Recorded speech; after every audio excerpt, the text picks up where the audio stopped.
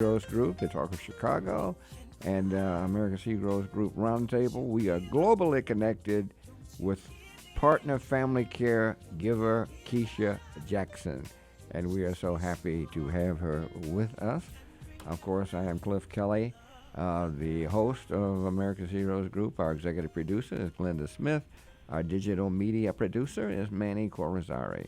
And we are so pleased to mention the fact that January is Cervical Health Awareness and National Blood Donor Month. Keep that in mind and act accordingly, okay? Again, we are so pleased to have Keisha with us, Keisha Jackson, Air Force veteran and family caregiver for her family. Let me just say a few things. Keisha's Jackson is a retired Air Force veteran. After 22 years of honorable service, she signed to become an inspirational writer for an online women's magazine. Shortly thereafter, her mother was diagnosed with stage 4 inoperable lung cancer. At that time, Keisha resigned to become her primary caregiver. 6 months after her mother passed, one of her brothers fell, causing internal bleeding with broken ribs. After becoming his primary caregiver, Keisha started networking and learning about caregiving resources available. Keisha hopes to partner with online and in-person caregiver communities to help encourage, educate, and empower each other. Keisha, how are you? I'm doing well. How are you? Good. Thank you so much for being with us. Such a pleasure to be a part of this. I appreciate that, and again, Happy New Year to you. Same The to you. the You're an Air Force veteran. Tell us a little bit about your service before we get into the family care situation. Okay. Mm-hmm. Enlisted. After basic training, I started out in the personnel career field. With that, I got stationed in California. I wanted to get out, but I decided to reenlist. Reenlisted. I'll switch over into the computer career field. Stayed there. Went to another base. Went to Texas. Was going to be there for a while. Was supposed to go overseas. I got hurt playing basketball. Ripped my Achilles tendon. And then in San Antonio, I developed a mild form of they call it a reactive airway disease. So it was a mild form of asthma. So that limited me on my military assignments and mobility as well. Okay. I'm sorry. Go right ahead. Continue, please. Oh, okay. After that assignment, I stayed there for a while. Then I came to the D.C. area, was assigned to the Pentagon, still doing working in the computer career field, and just got into a special duty assignment. It was a control tour assignment. I fell in love with the job, and just stayed in D.C. working there at the Pentagon, and decided to retire in this area. So that sounds like you certainly made a career of it in the Air Force. Keisha, how long were you working at the Pentagon? I was stationed at the Pentagon before I retired, it's about 7 years. About 7 years. So your total time in the Air Force was how long? 22 years. 22? Okay, 22 years. Yeah. That's great. That's wonderful. And you obviously really made good of that. That's great. So now, retired Air Force veteran, tell us, after 22 years of honorable service, she signed to become an inspirational writer for an online women's magazine. Tell us about that. Yeah, that's literally how it happened. I retired and I met someone, and we talked a little bit. And it was a magazine that they had, and I had said that I always enjoyed writing, and even when I was in the military, I wound up doing a lot of writing for the enlisted people. And so we talked a little bit, and she mentioned that they had an online magazine and asked me was I interested, and asked me to submit something. I submitted it. She read it. The president read it. They really enjoyed it and wanted to know if I could start writing for the magazine. So how long did you do that, Keisha? I didn't get a chance to do it but a few months, because that was right around the time when I found out that my mother had cancer. Yeah. You found out she had stage 4 inoperable lung cancer, right? Yeah. Right. Yeah. And what you did, you resigned to become your mom's primary caregiver. Is that right? Yeah. Yes, that is correct. So tell us about that experience. Well, one of my brothers, my mother was in Philly at the time. I was still in the D.C. area. When one of my brothers gave me a called me and told me that my mom was in the hospital. And when I got there, I didn't know before that she had cancer. We didn't know at all. But when I went in there, the doctor told me that my mom had stage 4 inoperable lung cancer that had metastasized into her ribs. And so I was completely caught off guard, and I asked the doctor, what could we expect? And he said, well, at this point, maybe just life support. And so I just couldn't receive that. And after the doctor left out, I asked my mother, I said, well, what do you want? And she said, basically what my mother said is, I want to fight. And since my mother said that she wanted to fight, I said, if you want to fight, I'm going to fight with you. And not just fight with you, I'm going to fight for you. That's something. So then you actually became your mom's caregiver. I became a primary caregiver. My two brothers, and I have a really large family, but primarily, yes, I was her primary as the daughter, the only girl. My two brothers, and we said we were just going to take care of it, make it happen, taking care of our mom. Now tell us how that happens, because that goes through the military also, right? Yes, but so for me, Yeah. I didn't spend a lot of it with the military because my mother, although my father was military, my mother was not a dependent of the military at that time. So I didn't get the military too much involved. It was the involvement with me and taking off work and different things like that. So what I would do is I would go back and forth from Virginia to Philadelphia to take care of my mom, take her on her different doctor's appointments, try to find ways to help my mother. One of the things that happened when I left Philly and I came back to Virginia, I wound up going to Texas for something. And while I was out there, I got a call from one of my brothers that my mom had been put out of the hospital because she didn't have the proper insurance. And so with that made it even that much more difficult. My mother, to make sure that things were in place to help take care of my mother. So I would drive back and forth to Philly. I would pretty much go every weekend or every other weekend, and some of it depends on my job. And I mean, there was a lot of things. I was very active in my church, and I might have even been going to school at the time. I can't remember, but I was volunteering. I was a part of missionary, doing foreign mission at the time. I was scheduled to go on a mission trip to Spain at the time. And so there was a lot going on, so I was doing a lot of juggling. And I had a dog at the time, too, who was diabetic, so I was taking care of my dog as well. Oh, my goodness. Yeah. Well, it's a great thing that you had all this military training, Keisha, because you had the ability to really do what you needed to do, that's for sure. I just think that's great. I've described it to people as when you're walking down the street, to me being a caregiver, or my experience, walking down the street, it was like I fell into this sinkhole.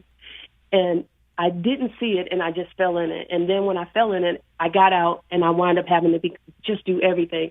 And if I can, I want to read an email. I was looking through something, and I found this email that I had written, and this was one of the emails that I had written to the person in charge of the online women's magazine that I was going to be writing for, and it was kind of right when I was getting into that place where I wasn't going to be able to write.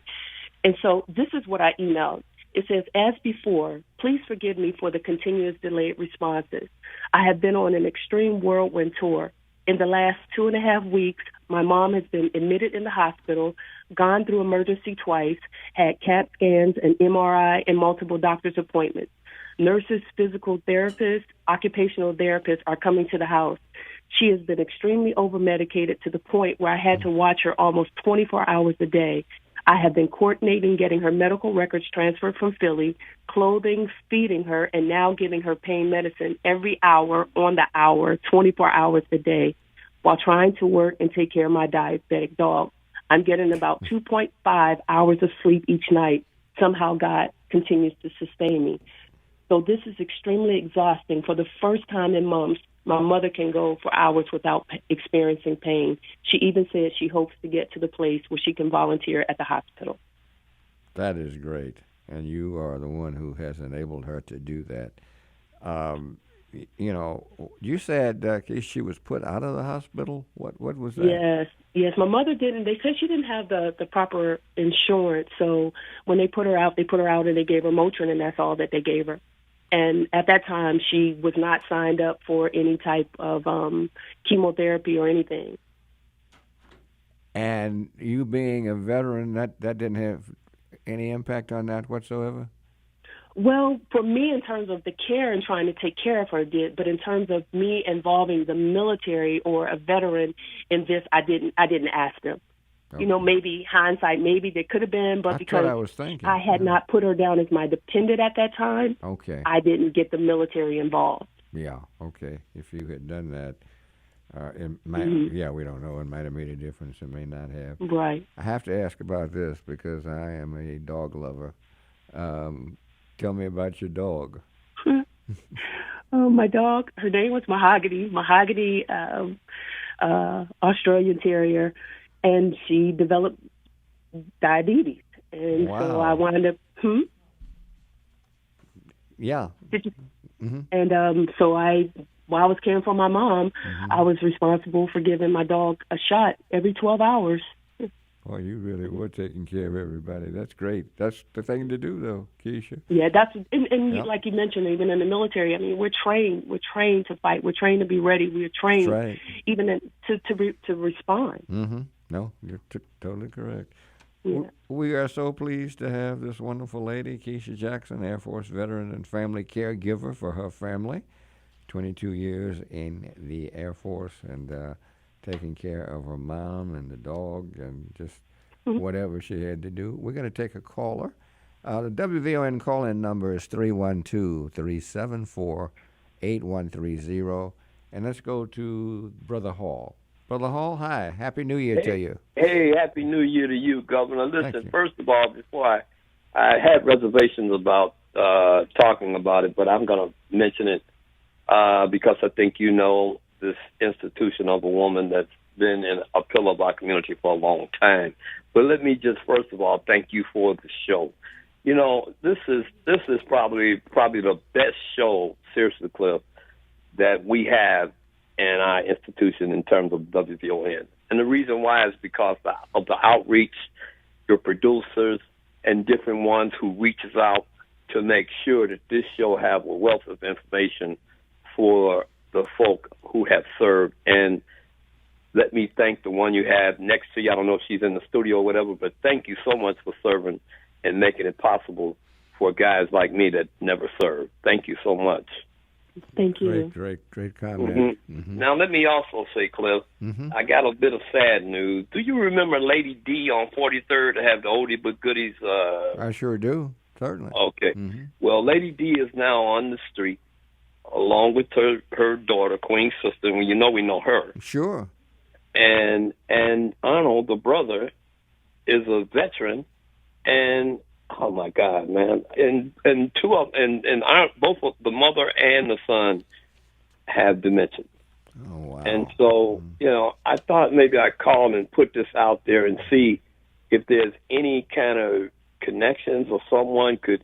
If I could leave, I've left my number with the producer. Okay. Hopefully she'll get back with me. Okay. And I'll put her in contact with them because, after all, most of us are one step from the street. And then when we order Vidoc, the way this thing is going in this city, So, let's see, can we reach out and assist them and help them if we can? And so I thought I'd call to let you know that bad news, but I certainly wanted to give you kudos for the new show, and thank you, and keep it up, Cliff. Appreciate it, and thank you so much, Brother Hall. We'll take that number, okay? Appreciate you. I'm glad he's thinking about it. Let's take another caller. Our number again, 312-374-8130. We are talking, of course, to our wonderful guest, Keisha Jackson, Air Force veteran and family caregiver for her family, 22 years in the service. Let's go to Lieutenant Colonel Jeffries. Hey. Hey, Cliff. Happy 2020. Okay, how are you? Good. And I want to thank Keisha for bringing this out because had she placed her mother as a dependent, then a mother would have gotten care through the military as well. And just like the last call, I think that was Brother Hall, right? Yes, correct. Brother Hall. Stated. This is a very important radio piece. WVON is always in the forefront, and I want to really thank you, Cliff, for starting this up and continue throughout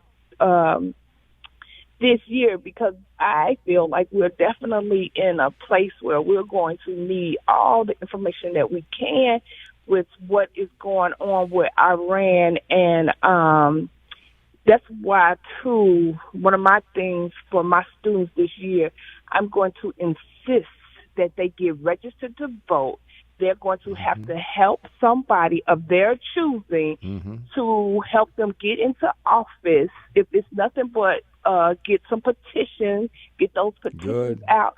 Good. Yes, and interview their family members to ensure that they're registered to vote.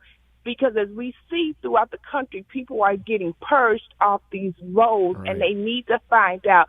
So I know I'm a little off topic, but I want to thank her. And one other thing that's very important, when you have siblings, everybody has to be involved, and that appears that Keisha did have that involvement with her brothers, and I think that is so important. Thank you, and you all have a wonderful new year. And thank you so much, Colonel. Did you hear, Keisha, if you had said that your mom was a dependent, she wouldn't have been put out of the hospital. Okay. Oh yes, I do understand a lot of the programs that the veterans offer that they have for us as vets in military, and even for our dependents. Right. But it really worked out that it was a blessing, because the system down here in the area where I'm at, the county, they provided phenomenal support and service. So I can't complain at all. And that could be some of the reason why I wasn't as aggressive as trying to do some things in terms of put her down as a dependent, although I did get power of attorney and other things. Good. Let me get one more call. And Kojo, hi. You're on Hey, WVON. Kelly, how you doing, man? I'm fine, sir. How are you? Happy New Year. Okay, this is Kojo, the old Buffalo soldier. It's been a long time since I called in, but I said, let me call you and wish you the best for 2020. Thank you. And, I'll be listening to you, but it seems like by the time you come on, my radio start fading out. So I got you today on my computer. Okay, good. Yeah. Anyway, I want to offer my, I guess condolence would be the wrong word, to your guest today, who's going through her ordeal, and as a veteran, and all that. I'm a veteran myself, as you know, a career war veteran. Yeah. Yep. And anyway, that's all I wanted. I just wanted to wish you the best. Well, and you too. Yeah, I'm online all the time now. I'm doing my memoirs and stuff like that. Yeah. We'll be looking forward to that. And okay. You tell everybody what. Oh, we lost him. I guess. Yeah. Are you there? I just wanted you to say what service you were with, Kojo. Some don't know. I guess we did lose him. I'm not sure. I think he was Army. I'm not sure. But this is extremely important, and I'm glad, Keisha, that you are really making sure that everything is all right. And America's Heroes Group Roundtable, we are globally connected with partner family care giver Keisha Jackson, and she is just fantastic. Keisha, we got a minute left. Want to give us a quickie? I just want to say again, like you said, thank you. I'm so glad to be a part of this, and I look forward to being able to share resources and bringing people on to talk about the importance of caregivers so that everyone will know. Well, you're doing a great job. Just continue to do that, and we'll make sure that we keep your